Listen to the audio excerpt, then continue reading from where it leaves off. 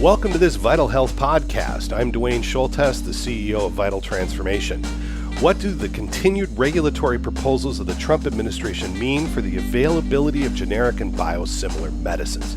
Today I'm joined by John Murphy, the president and CEO of the Association for Accessible Medicines, the AAM. John, it's great to see you. How you doing? Good, Dwayne. We're sitting here on the first morning of the U.S. government shutdown, which I'm sure we can talk a little bit about as it affects the policy.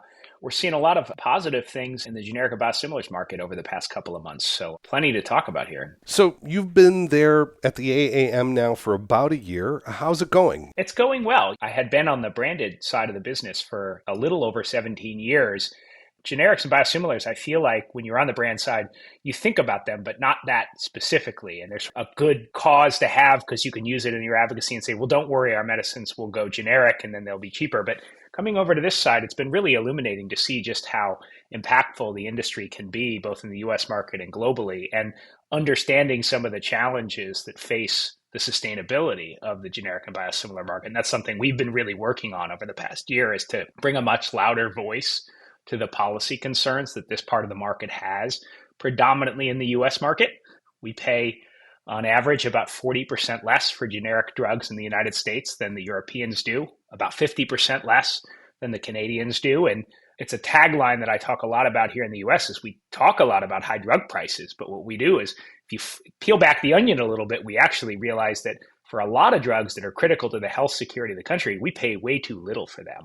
And we're losing ground to the Europeans, we're losing ground to the Canadians. And that's a dynamic that doesn't really pit us against the brand side. It's really sort of a different issue that we have to work with to address here in the country. And that's a really interesting point. Your comment that you worked for the brands, I'd say you even worked further upstream because you were at Bio. You were actually really at the creation, the ground up with a lot of your clients. And now you're completely at the other side of the spectrum. I mean, you were there where the companies were founded, where they were developing intellectual property, and now you're way out at the other side. What are the challenges and what are the differences between the two frames of reference for you, John? On the biotech side, a lot of the challenge is establishing the early science and funding the evolution of that science into a period of time where you can either get it to the patient or where you can offload the asset to a large pharma to commercialize the product. On the generic side, the challenges are actually completely different, right? It's how do you sustain a portfolio of products in a U.S. environment that continually favors the lowest price at all costs, regardless of a sustainable supply chain, regardless of the ability to meet quality standards? And so the members that we represent are the large, high-quality manufacturers that are struggling to operate in that environment in the United States. And so on the one hand, it's that sustainability issue that has to do with this. Everybody expects generic drugs to be essentially free at the pharmacy counter, and that's a problem. And the other issue is getting new complex generics and biosimilar products onto the market in the face of what is an ever-extending brand portfolio of patents and rebate tactics, which have to do with PBM strategies, have to do with commercial strategies that are really making it more challenging to realize that balance that both Hatch-Waxman and BPCIA were created to ensure, which is a robust competitive market for generic and biosimilars. And we've had that for a long time, but as you look at more of these complex molecules that are the next iteration of genericized products, it's getting harder and more expensive to bring those products into the generic space. And so it's an area we really kind of have to tackle head on as a health policy community over the next few years. Now, 90% of the drugs that are sold in the United States just on raw volume are generics and biosimilars. You've also said that the U.S. really drives basically everything down to marginal cost of production. Is that just what it boils down to? Are these shortages being caused because of the pricing pressure that it's just you end up with such a concentration? The vast majority of shortages that we see in the U.S. market, it's about 200 or so products listed on the FDA's tracking database of shortages. 90% of those are older small molecule and sterile injectable products that are priced in the US market at less than $1. So, when you run the math on that, everybody in the supply chain who makes medicines is going to have to invest in upgrading their facilities, in getting ahead of quality issues as machines age. Richard Sainer, the CEO of Sandoz, famously talks about how he sells antibiotics into the US market for less than a pack of M&Ms. And that's because the market is so consolidated on the purchaser side that they can effectively monopsonize their purchasing practices and drive products to the bottom. It becomes unprofitable, or even selling products at cost of goods in some of those commoditized markets is challenging. And so you see shortages in areas where, let's say, a plant goes offline because an older machine needs to be upgraded. You've amortized it across its life. And you look at the cost of purchasing a new sterile injectable machine for the US market, you say, it's going to take me 40 years to return that investment based on what I get paid for this product. It'd be better for me to just pivot to a different line of service where I can maybe go upstream to a new, more profitable, complex generic, or I can look in the European market or the Canadian market. And so what we're seeing is people are exiting the market in some of these older commoditized products because it's just not worth it to reinvest in the upgrades that are necessary. And at least for the AAM members, nobody wants to sell a subpar product. There's obviously quality issues that we can discuss that are in pockets of the market, but largely, people will say, well, these patients are the ones that take it. And so the shortage issue is one that we have to tackle from an economic standpoint, right? I referenced that when we started, right? I mean, if you look at there was a study that Aaron Kesselheim did, yours and my favorite physician at Harvard. No comment. But Aaron did a really good job in this study because what they looked at is they just looked at what is going on with drug shortages in the United States. And let's pick 100 products and evaluate the shortage situation here in the US. And then look at those 100 products in the European Union, look at those 100 products in the Canadian market. And lo and behold, what Dr. Kesselheim and his authors found was there are actually really not shortage issues in Canada and Europe with those same products. It's only in the US. And the best they could come up with is the fact that there's enough of a cushion in the sales price of those products in Canada and Europe that manufacturers can keep those products online. And in the US, when you look at the market dynamics, they can't do it. Well, this gets to what you and I have been arguing a lot over the last several years, that eventually if you drive price down, you get less of something. I mean, it's just simple economics, John. That's right. And we talk a lot about in Congress and in the regulatory agencies. And what I try and be very clear about is I'm not saying we need to spend gross dollars additional to bring this cost up. What we do is we need to make sure that the fact that when a manufacturer sells $100 million of generic product into the US market, they get about 20 million back. And the delta is eaten by the system, right?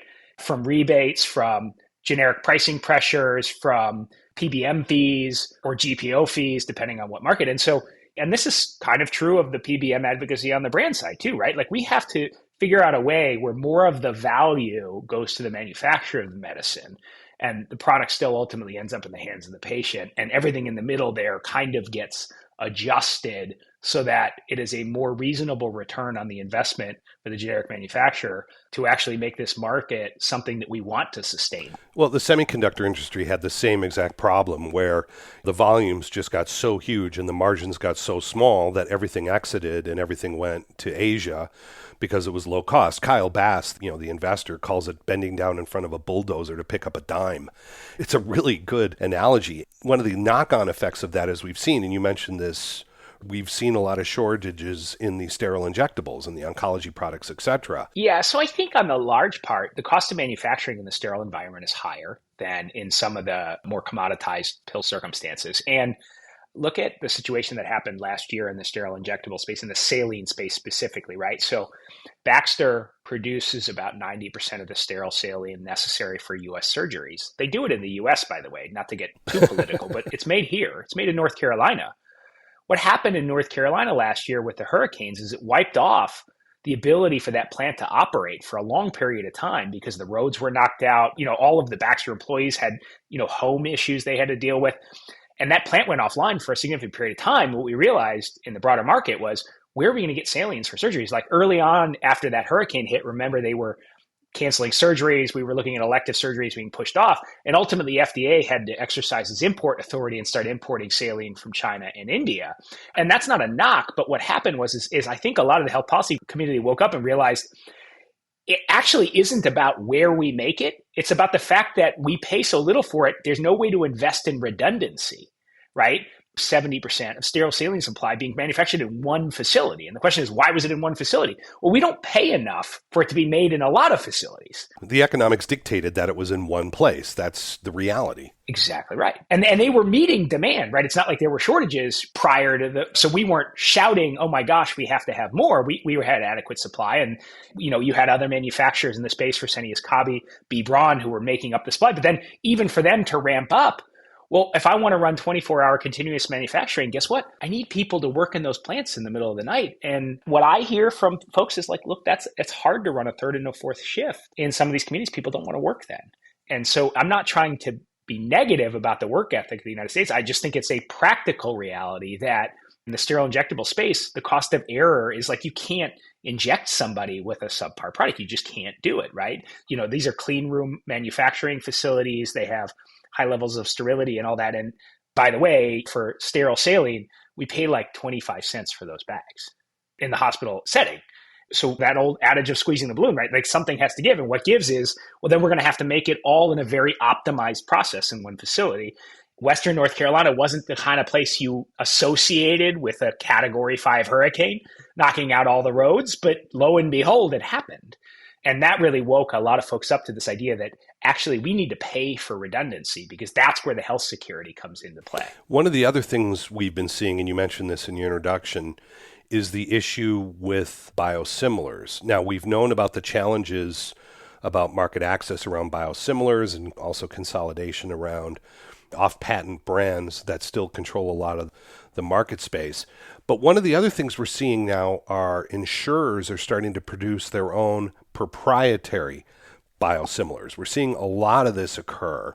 Why do you think this is occurring in the biosimilar space in particular? The insurers and the PBMs see a market opportunity for them to squeeze additional value out of their stranglehold in the supply chain. And for them, they're saying, well, look, I'm paying ASP plus what for Humira? There's 10 biosimilars on the market, which are creating downward pricing pressure. You know what I should do is just contract manufacture one under my own brand name and only prefer that product. I have vertically integrated completely. They are starting to buy their own practices, though, too. They are starting to vertically integrate into the practice space, too, John. Yeah, and so I think that AAM sort of struggles with, well, what should our position be on these sort of biosimilar programs? Because on the one hand, most of these are contract manufactured. So there's a place for biosimilar manufacturers to make these products. And it does intuitively to a health policy person say, well, actually, they're still preferring a biosimilar over a brand. Okay, that's what we want. But then the question becomes is like, but do we really want the preference to be completely owned vertical integration by Vizient or ClarisOne or, AmerisourceBergen? Or do we want competition that actually ultimately leads to better pricing? Because the dynamic you hit on, Dwayne, and if you look at the IQVIA report we did earlier this year, people are stopping investing in future biologic loss of exclusivity products. There's $254 billion worth of LOE over the next 10 years in the biologic space itself. It's 112 products. There's only like 18 in the clinic for biosimilar development right now. And so there's this massive unintended consequence of the way that market's working, where the average biosimilar manufacturer looks at some of these products and says, it's a $300 to $400 million investment for me to get this through FDA approval, CGMP plant online. For the early biologics, which have massive patient populations, like you look at the patient population of Humira, right? It's huge. But as biologics get more targeted, that patient population comes down. You sort of look at the dynamics of the market and it becomes less and less attractive to invest in that space. And so we have to think about these private label biosimilars in the broader context of like, what do we want this market to look like in 5 years? And what we probably don't want it to look like in 5 years is 20, 30, 40-year monopolies for some of the brand manufacturers and their biologic products because there's just no incentive to compete. Yeah, but you don't want to necessarily flip it to the insurer having their own monopoly either of the brand, and then we're saying, okay, you're going to deal with our product. From our standpoint at our firm, the reality is a lot of this is due to benefit redesign that occurred under the IRA. Now, yes, the out-of-pocket cap is great, and there's a lot of good things that came in the Inflation Reduction Act. There are many things we don't like, and obviously we've published on that. But there's a knock-on effect, and there's an unintended consequence here that people have not considered. When you change from having 80% catastrophic covered by the Medicare fund, and then you move that to 60% for the insurer. The reality is where they were making a little bit, about $500 we calculate ish on average for the 1.5 million Americans in Medicare who are on the catastrophic side of Part D. And a lot of those drugs, unfortunately, do have biologic spillovers. If you then look at those drugs when they go to the 60% covered by the insurer now and only 20% covered by Medicare, that goes really south, about $13,000 time of beneficiary. 13,000 times 1.5 million, you're getting into $22 billion in territory there where those are losses. And what you actually see is the only way that they can make this work is to essentially own it and rebate back to themselves and take that 20% Medicare margin. It's a complex math calculation and it's not easy to do, but the numbers are striking. Is the reality here that we've created essentially an annuity function for the insurers that have to do this, otherwise they're going to lose money? I definitely don't think we did ourselves any favor in the complexity of the IRA, right? And like you think about even back to the ACA, Nancy Pelosi famously said, well, we have to pass the bill to know what's in it. So we can read it to know what's in it. And we're experiencing a little bit of the same hangover effect with the IRA and some of these, because as you point out, Dwayne, aspects of the coverage redesign and aspects of the reinsurance modeling, they were super complicated. There probably wasn't a single person who understood the entirety of what was going to happen in the market, right? The insurance folks understood what their liabilities were. The brand folks understood what their liabilities were. But there was nobody at the top to say, well, what is this ultimately going to mean for the market? And now we're sort of living it. And I'll add another one, in the biologic space, for instance, there's an aspect of the IRA that talked about how you weren't going to negotiate a product that had biosimilar competition. And then CMS sort of went completely haywire in how it interpreted the implication of that provision. Stelara is a good example, right? Stelara is a negotiated drug with 3 biosimilars that were all clearly in the pipeline prior to that selection.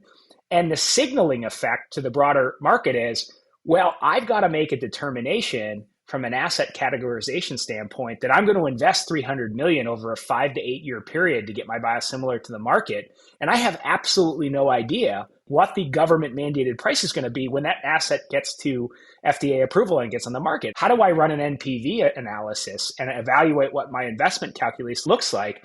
Better for me to just go to a different product. Yeah. Right. Or go into complex generic space. And if you're an insurer, you've said, okay, I've got $70,000 of rebate I've been getting per Stelara script, which we calculate in the ballpark they were getting. That goes away. Okay, now I don't know what I'm going to be dealing with because we have no clarity here from CMS how they're negotiating this exemption, which you're right, by the letter of the law, there were 3 there ready to go, but they ignored it. But the reality is if you're an insurer, it's like, okay, I can deal with all this uncertainty or I can just own it and then I get it and then I vertically integrate and boom, I know my math. I know what I'm looking at. And ultimately, what we don't know, you hit on it first, I'm inherently skeptical of the insurance market sort of owning the entirety of the stack, right, from provider to researcher, because I'm not entirely sure. And in fact, we've gone through this when we passed the Sherman Act and everything back in the 20s, because we said, we understand that completely dominating a supply chain is inherently bad for the end consumer. And one of the aspects of both Hatch-Waxman and BPCIA was Congress said, we actually don't want these sorts of monopolies. We want to have competition that ultimately results in better patient access, more patient choice. And instead, what we're seeing is kind of some of the opposite, where we're starting to see more of this vertical integration in the supply. It's a challenge. Long story short, my objective in pursuing some of these legislative actions at AAM is to say, it's not just about the economics of reimbursing for generic drugs. It's about, we really need to have a conversation in this country is, what do we want this healthcare market to look like in the next 15 to 20 years? And by the way, if we wanted to do it right, it's going to require some hard decisions, but also some very bold leadership on the part of Congress to say, we actually do want to reform the market. I don't necessarily have a good answer as to what the right market is, because probably never going to get to a place where we have a completely sole single payer option in the US. I think there's way too much difficulty in that. And I'm not even sure if we want that, right? But I do think we have to start saying, every time we do health legislation on the Hill that relates to the insurance market, it's either a very minor thing that does nothing, or it's a very complex thing that nobody's really stopped to appreciate what the second and third order effects will be. And I think that's where we find ourselves today. Yesterday, the Trump administration made an announcement with Pfizer that they would be pursuing an agreement under most favored nations. Pfizer is going to offer the same price in the U.S. in Medicaid as it has internationally for the price they provide abroad. John, what are the broader implications for most favored nations given the statute of the agreement, at least as it's been announced? I approach, as representing the generic industry, most favored nation, similar to the way I approached IRA, which is to say a competitive market is a better solution to lowering costs than the government simply deciding what it's going to pay. On the one hand, that's really important for us to have as a level set, because I don't think Medicare most favored nation is going to get us magically to a place where drug prices are more affordable for the patient when they actually go pick it up. And I watched the president speak yesterday. I watched Albert Bourla speak yesterday. I've looked at the press. Unfortunately, I can't help but take away a little bit from this of seeing this expansion of direct-to-consumer pricing for brand drugs, this access of cash pay, to saying, I guess we're giving up on fixing the patient experience with its insurance company. Is that really where we're going? Because I find it hard to believe. And by the way, I'm not knocking what Pfizer's doing. What I'm kind of looking at this and I'm saying, I'm in the process, because I run a company now, I just got all the insurance information for what AAM's health plan is going to look like next year. Premiums went up, right, John? Premiums went up. The best we're doing is we're saying my premiums are going to go up 18% for AAM's employees next year. If we don't pass ACA subsidy reform, premiums are going to go up 28 to 30% for a lot of people in the exchanges that have subsidies. And by the way, we're kind of moving to a model where if you need a brand drug, you can actually just pay cash for it on this website. So what's the purpose of insurance having a prescription drug benefit at that point? And by the way, I look at some of the rates that are starting to be charged by some of these brand manufacturers, and they are significant discounts. But to the average American, $3,800 a month, like they're supposed to be having insurance that pays for that. And so I am a little bit dissatisfied as a consumer in the fact that you watch this and I say, we have to address the Medicaid issue. The 340B issue is a complete disaster. And it was good for Pfizer to focus on that. And the solution isn't to just make these products available direct to consumer for cash. We all owe more of a discussion about insurance reform. It's a positive to see the administration saying tacitly, we do want to address the fact that we pay more for a lot of drugs in the US than the Europeans do. How we get to fixing that is probably not going to be easy. It's certainly not going to be by just having government mandated price controls. And so it was good to see that we seem to be moving away from that based on the announcement yesterday. My anticipation, there'll be a couple of other companies that come in and announce that. We're seeing a more moderative effect to the tariff environment in the pharma space, which is also a net positive for American patients. I just can't help but have this nagging concern that we're going to see a big direct-to-consumer push on a lot of expensive medicines, and then the government's going to say, we did our job. We don't have to do anything else. Yeah. Does Trump RX become Newsom RX or Vance RX in the next election? Well, that's what I don't know, right? And we have this model, like Mark Cuban's been running cost-plus drugs for a while now, and I think if you talk to him, he would explain to you that part of the reason they predominantly sell older commoditized generics is because that's basically what people can afford from a cash perspective, right? You don't see them in very complex molecule products trying to sell at cost plus drugs because that's the purpose of having insurance. You're supposed to be using your insurance for that. Mark and their CEO, whose name I'm forgetting now, they're starting to move into their own single line PBM business because they also realize that if they want to grow that business, they actually have to be working with insurers to actually cover that cost. Yeah, and part of the problem, what I've always mentioned to people when they bring up the Mark Cuban cost plus drugs, is they don't have to pay for people going up and into Medicare. They don't have to run a Medicare Advantage insurance plan that then covers people at the most expensive part of the value chain. They get to deal with people under 50, 55, 60 before they retire. Hey, that's Exactly. great. We're all pretty cheap before we hit 65. That's the reality. Yeah. And to add to that, Dwayne, and I had one of my board members, large generic company CEO, say to me, the other value that Cost Plus has, they get to pick what drugs they want to sell. Right. Like if you're running a large multi-portfolio generic company, you've got drugs that actually lose money, drugs that break even, and drugs that are profitable, and you have to make that mix work. In a Cost Plus drug scenario, you can be kind of scrupulous in what you offer based upon what you're able to extract from a value standpoint, and what you're able to sell it for. And so it's a little bit less complicated than trying to sell Penji derivative antibiotics in the U.S. market, and we want to pay 12 cents for them. And this gets to a core problem we've touched on a lot in this conversation so far, and that is what makes good politics or good PR often is really contrary to the nuts and bolts of the legislation. And it is horribly complex, John. You, more than anyone, knows that. I mean, you dealt with the first Trump executive order in most favored nations. You actually were one of the lead court lawyers that took the case to federal court. You're intimately acquainted with that legislation. And obviously, we played a part in that because we provided the economic analysis that was part of the filing. I guess what's interesting is we're dealing now with a sort of new, improved MFN and Part 2 and 3D or whatever. This is supposedly scoped only to Medicaid. The law that was initially passed in 2019 that you and I were involved in, that was specifically related to Part B, 50 drugs in Part B. We've got Medicaid walled off now in this. Are you concerned that there's going to be mission creep here? What's to stop it from dialing up into Medicare? That's always been a concern of mine. The government has the most leverage in the Medicare market. Absolutely. Because it's the largest population, it's the largest spend, it has the highest need for medication. And that was, why then Secretary Alex Azar targeted that, because they saw that that was the most potential for savings for the government if everything were to work well.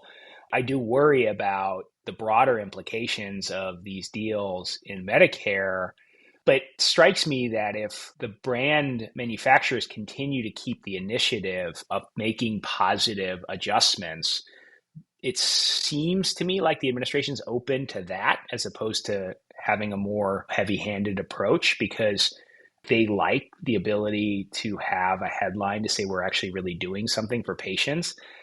I'm a little nervous, though, Dwayne, candidly, because I look at the deal that was announced, and if I'm the average patient going to the pharmacy counter, I have no idea if they're going to see any effect. That's the voter question as we go into 2026. We're going to have a pretty acrimonious midterm election season. I don't know what you're going to show to voters in terms of actually reducing their costs, because you haven't addressed the PBM conundrum. We haven't addressed the fact that it takes 3 years on average for a new generic medicine to get covered by the Part D program after it's approved for FDA. We're seeing this like longer and longer delay to get competitive medicines to the market. And what does it really mean for a patient who takes 2, 3, 4 medicines in the Medicare market if they're seeing these headlines, but every month they're going to the pharmacy and nothing's changing? Part of the concern here is the reason why they've gotten, I don't want to say a sweetheart deal, that's a bit cynical, but there's a real deal there. But part of the reason why Pfizer did it, admittedly by their own, what they said during the press conference, was they're breaking ground on a new facility to manufacture and avoid tariffs. Now, we've brought up the issue of tariffing here in this conversation. In our post-COVID world, there's a desire and an interest to reshore much manufacturing for security reasons and also for supply reasons, as we discussed with Baxter. But there's also this horrible pricing pressure to lower the cost of medicines. Is it going to be possible to both onshore and lower prices and guarantee supply with the fact that you have these insane thin margins on a lot of these products? Something's got to give here, right? What do we used to talk about in the old manufacturing game? Right? Good, fast, or cheap. Good, fast, Pick or any cheap. two. Yeah. The thing is, like, we also have to start from a basis, and we've been doing this with the administration, of understanding where we are, right? 60-ish% of the finished fill capacity of generic drugs used in the United States are finished and filled in the United States. Now, they use imported API or imported KSM, but like we actually have a lot of capacity, and actually we have a ton of dormant capacity for finished fill in the US because people have been shuttering plants because it's unprofitable to make a lot of that stuff here. The capacity exists. Now, the question becomes, earlier in the supply chain, the API manufacturing and the KSM mining, is it realistic to think of a world where 100% of that is onshored in the United States? In early 2000, if you look at USP's data, the US and the European Union collectively produced about 60% of the API we needed for the generic supply chain. Today, we produce about 12%. There's a couple of reasons for that. One, to your point, we wanted it cheaper, and we had to find cheaper places to produce. There's a little bit of a not so fun part of that to talk about, which is to say API manufacturing is high output chemical manufacturing. And a lot of states decided they don't want chemical manufacturing facilities in their backyards. And they've passed a number of regulations, California, even Texas, Florida, that really sort of make it very challenging to do that historically kind of dirty, kind of smelly, and not smelly in a pollutive standpoint, but it has an odor, of manufacturing. And we sort of didn't want that here. India, for example, said, well, you know, we have a lot of people that we need to provide jobs to, and we could do that here. And in many cases, we can do it very high quality, and it doesn't cost as much. We are seeing a lot of interest in the generic space to trying to make strategic investments in the United States where we can make the math work. Hikma Pharmaceuticals, a good example, has just announced a $1 billion increase in their sterile injectable manufacturing in the US. Sterile injectable is an area where I think we could do more, right? And oral medicines as well, because shipping liquids from India costs a lot of money. It's actually cheaper in many cases to just make it here. There are targeted opportunities. One of the things that we've talked to the administration about, though, is you hear a lot of acrimony from some of the folks in the Buy America program. They say it's like the only reason they make it in India is because they subsidize it and it's not fair. We could subsidize things here too. The European Union is in the process of working on some subsidy programs to increase antibiotic production in the United States. That's a real opportunity for us here as well. There is no fermentation capacity anywhere in the United States to make things like cephalosporin. It's all coming from overseas. And I think we want to have some capacity to make that here. But if we're going to continue to only reimburse those products at sub $1, it's $100 million, $200 million, several $billion, depending on the scale, to build that. And you have to build it new because there's nothing that exists here. How do we make that math work in a way that a board of directors doesn't laugh you out of the room when you say, I need $1 billion to build this? And by the way, my return horizon is 50 years. Yeah. Because of what I can get reimbursed. We have to fix the economics. And I think the they have actually been very pragmatic in their conversations with us. They understand this is a problem. They actually want to figure out ways to fix it.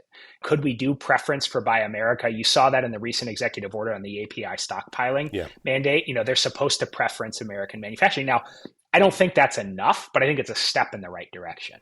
How do tariffs play into this? Because obviously we've got a 35% or 100% or 15%.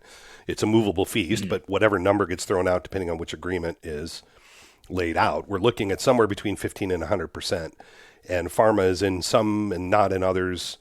How does this play into that? Obviously, us classical economists say, look, this is going to cause prices to go up at the end point on the consumer eventually. It can't all be absorbed by the middle person and the people at the wholesale level. What do you think is going to happen, and what are you seeing right now with some of these initial tariffing situations? So in the generic supply chain, at an unchecked level, tariffs are going to lead to market exits in the United States because you can't increase prices because you have Medicaid rebate inflation penalties, you have Medicare rebate inflation penalties, and you have a monopsony in the hospital purchasing environment with 3 GPOs that own 90% of the purchasing for hospitals and have most favored nation requirements and have contract outs. The ability to pass along a price increase is very, very difficult. A 15, 20% tariff on an imported product just increases your cost of goods 15 to 20%. And if you were already at a 2 or 3% gross margin, you can do the math. So the administration has been very understanding thus far of that argument in the generic and the biosimilar space, which is why you see, for instance, in the EU-US agreement, generic pharmaceuticals are carved out completely. They pay a 0% tariff under the terms of that agreement.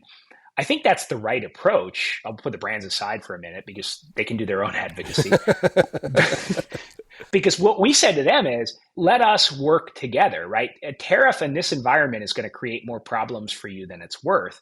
Let's work on things like API stockpiling, on US preference, on some targeted low interest loan programs, on some workforce development initiatives. And let's try and actually build a supply chain that works for the American manufacturing sector, that works for the American patient, and can create a longer term legacy. What we're going to see if we just tariff generic and biosimilar medicines is actually we're going to amplify the drug shortage problems we have in the short term. And you can tell me all you want. And look, I know a lot of VCs, you know a lot of VCs, like those kind of market exits do create VC opportunities. But can we afford to wait the 3 or 4 years it's going to take to get that online when we're facing critical shortages in oncolytics? And that's what we've been really clear to talk about in the tariff space. You increase the cost of lumber. Well, our homes can immediately just increase the cost of its homes, or it can change supply. Used car costs go up, new car costs go up. You and I will just drive our car a year longer.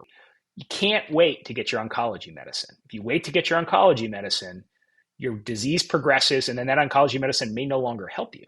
And so it's a public health imperative that we look at pharmaceuticals more broadly, selfishly, generics and biosimilars, as a different type of public health utility, because it is one we cannot afford to play fire with. We need to set up a structural reform in the economic market to say, we care about having a resilient and redundant supply chain for generic medicines, and we're going to set up an environment that actually leads us to that place. And targeted tariffs down the road, maybe that's a different conversation. If we've built capacity, if we're still seeing competitive disadvantage for the US manufacturers who have been scaled up, I can't predict the future, but that's a different conversation than we have right now. We can't just turn a switch on tomorrow and magically have any antibiotic. We don't make any here. Yeah. And we don't have the capacity to make it here. And we could create an environment where we do that, but we actually have to build it. Yeah. And you're talking 5 years. You said 3 years, but 3 to 5 years. Yeah, 3 to 5 years. If we pull all the permitting away, which I think the administration could do, you still have to put bricks in the ground, and that still takes time. There's a really interesting philosophical question here, because essentially, if you're looking at the Council of Economic Advisors and the policies that the Trump administration is rolling out, it's this idea that, okay, we put the tariffs in, then the markets will adjust. But the reality is there is no scope, at least in the market that we currently have, for this to occur, because you're dealing with 6-month, 1-year lead times and wholesale acquisition, as well as storage, and then secure storage and security of supply. I mean, you're dealing with some of your stuff, particularly in the biologic space, or gene therapies, they're complex deliveries, cold storage supply chain. This is not something you can mess with. Is there a complete understanding from the administration that, look, if you break this, you can actually kill people? I mean, is this understood? Yeah, I think that in the folks we talk to, and by the way, I will take a meeting with anybody in the government who wants to talk about this. And I've found every meeting I've had with the Trump administration to be a really productive conversation. They're curious. They want to learn what they don't know. They understand that there are potentially more unique problems in this supply chain than there are with, for say, steel, aluminum, copper. And, there may be unique problems with those either, but I don't know those supply chains as well.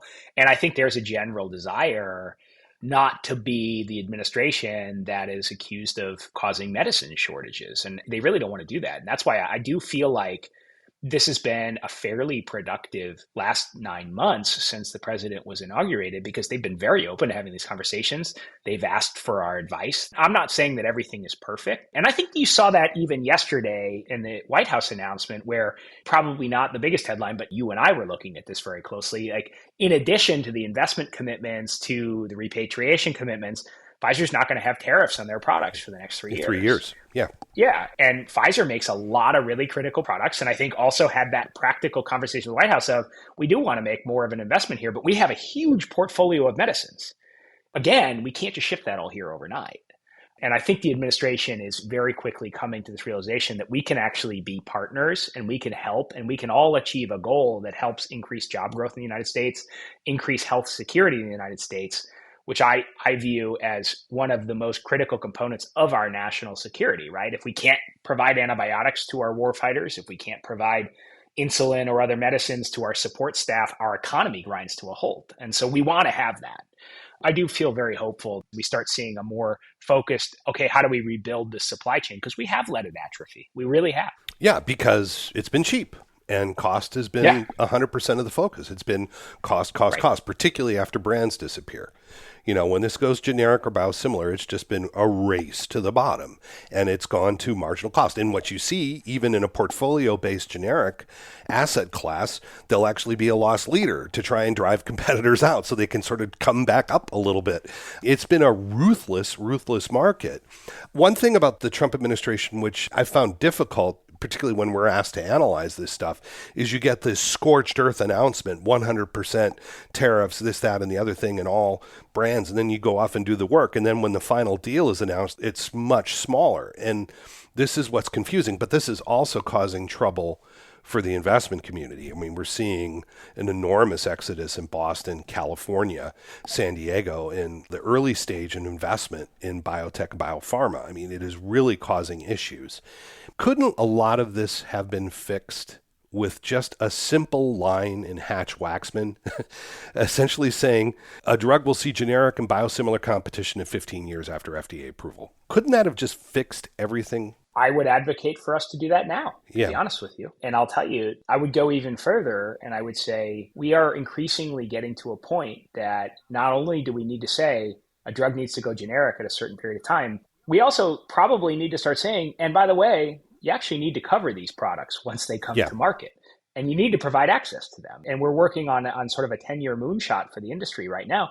It's our generics first, biosimilars first policy, because one of the things I was always struck by, I was always inspired by a lot of the small biotech entrepreneurs that I used to talk with when I was in my old role was they used to talk a lot about the value of having headroom for innovation and the balance that was struck that after a time limited period of monopoly pricing, the market took over and generics and biosimilars come in and those entrepreneurs then go back and do what they're really good at, which is finding another medicine to innovate into and moving.